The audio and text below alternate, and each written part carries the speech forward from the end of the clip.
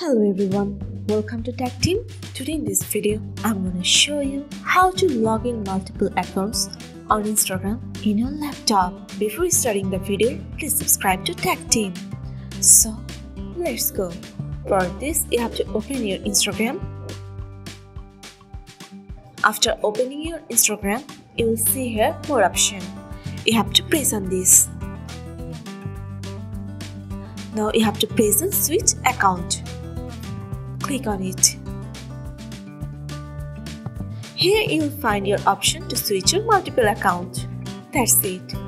So this is how you can log in your multiple account on Instagram in your laptop. So guys, that's it. You can do this. I think this video is very helpful to you. If it was, then give a thumbs up and hit the subscribe button. And thanks for watching.